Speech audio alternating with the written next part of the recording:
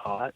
Right. And so where I'm in the woods, it was, I think it was last November, and it was so cold.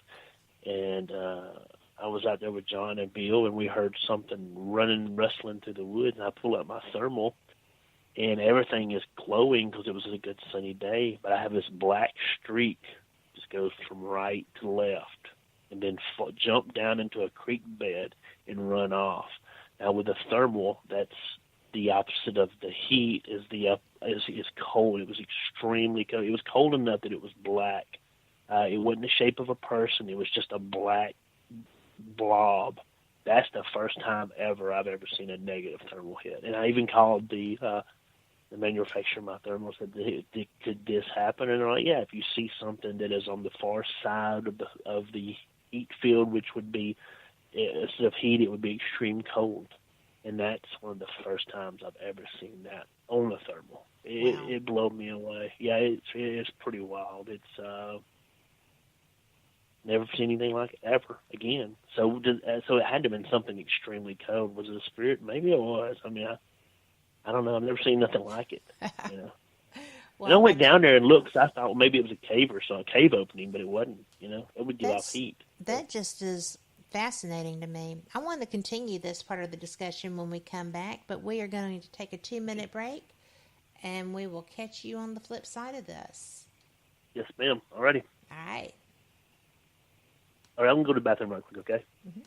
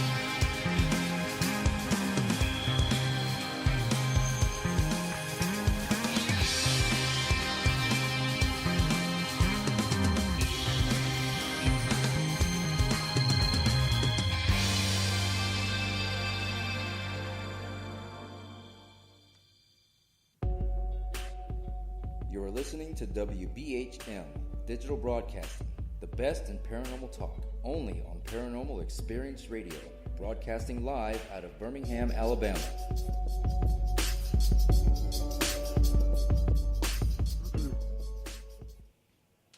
And with that, we are back. I am so glad that you're here with us.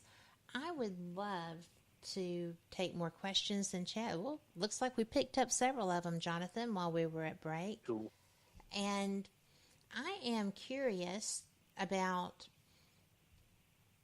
finishing what we were discussing about your anomaly, though, your cold anomaly.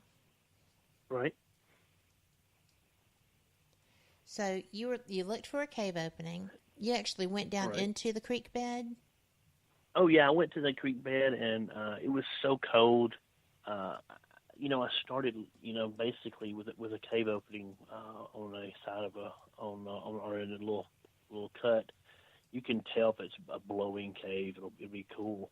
And actually, it'll be a lot of times it'll be warm because the temperature will be like 60 degrees, and it'll be really cold. And there was nothing, and that was what was just so odd about it. It was just, it was the opposite of the heat spectrum. It was just black, and never did find anything. And we had some weird things happen that night too.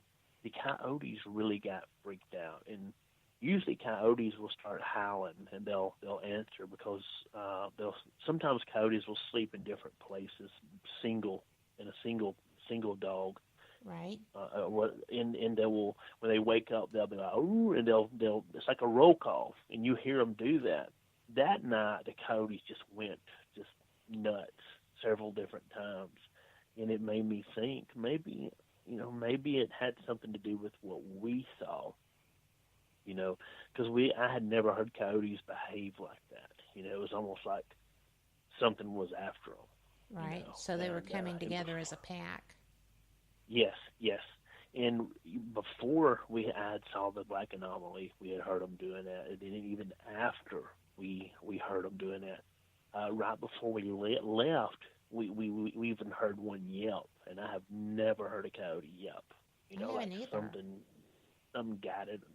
I can't say something got it because I don't know for sure.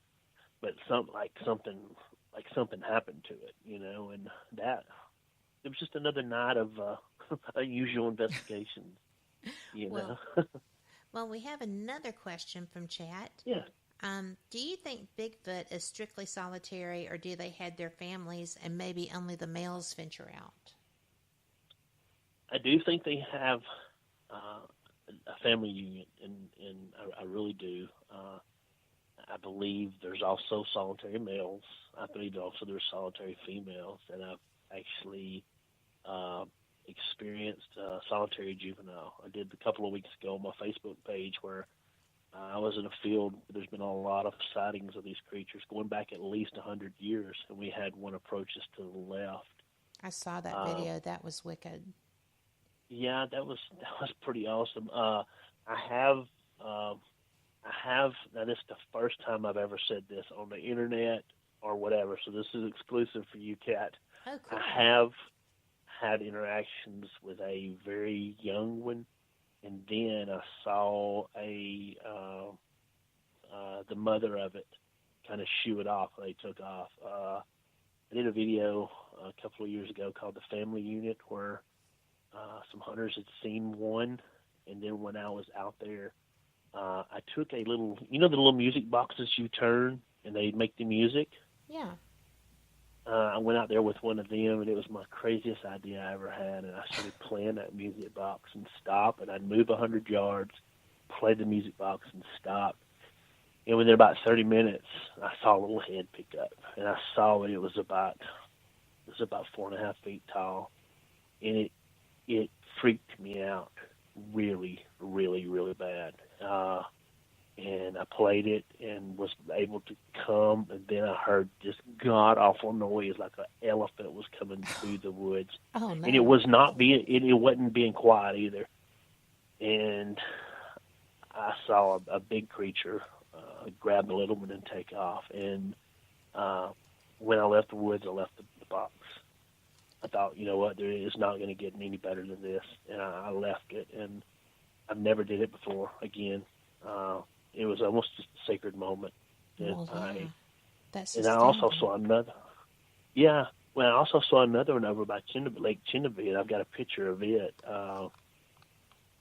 There was one sitting on a log, and it was almost like I was meant to see it. And I saw it, took a picture, and it just stood up, looked at me, and walked off. And to tell you the truth, I have a lot of country boys here in Alabama tell me, well, or in the southeast, I'll throw down on that son of a gun. And no, nope. You Don't won't. think so. You really won't. Yeah, I mean, they call you. They tell hunters get buck fever.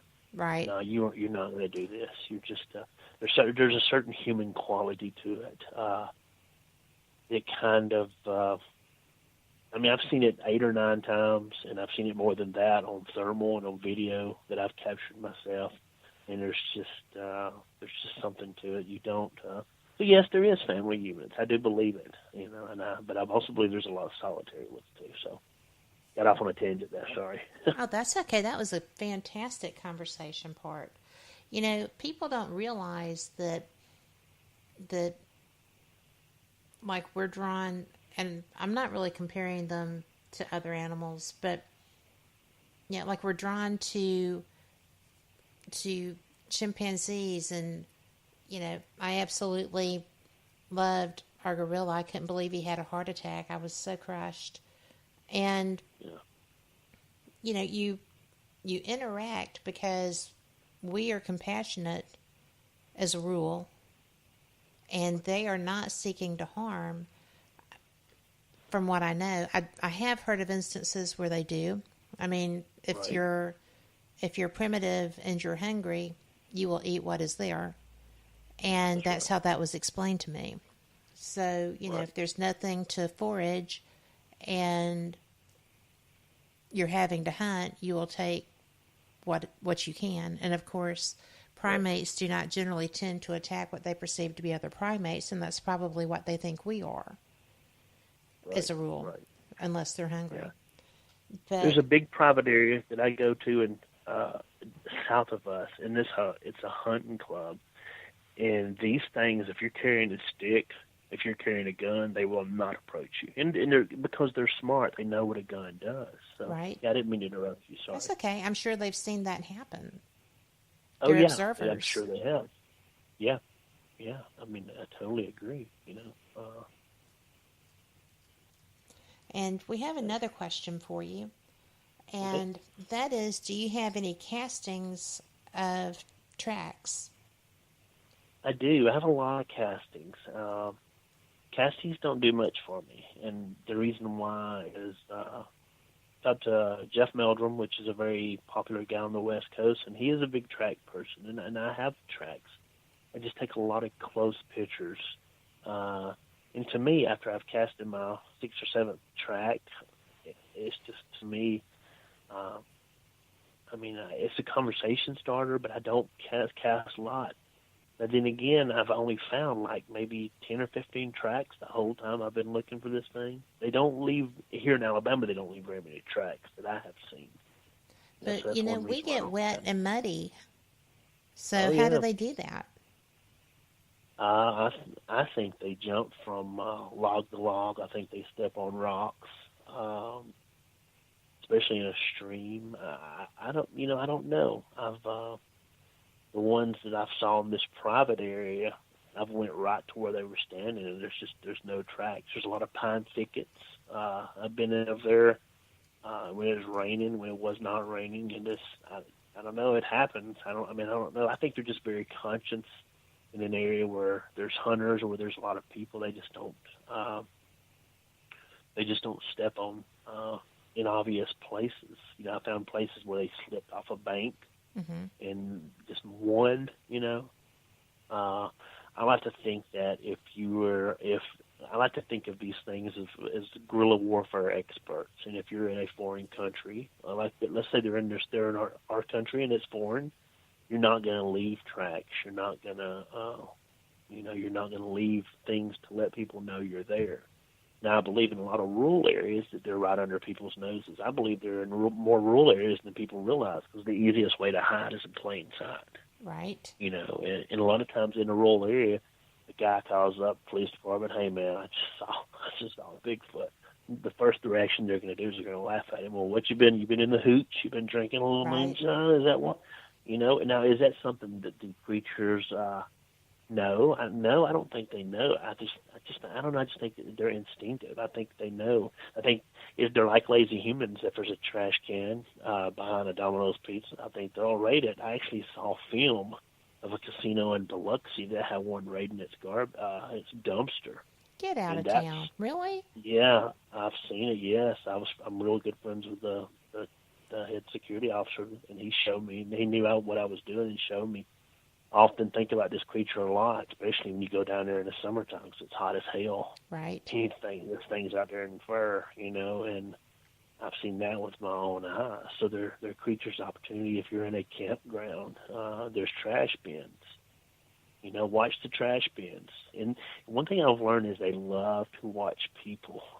If you have a big fire, they love a fire. They'll come on the edges, outside edges, just out like you're not just paying them no mind.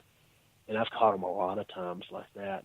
Jumped up, got my thermal, started scanning, and caught them looking around trees and right on the ground looking over. So yeah, Next question.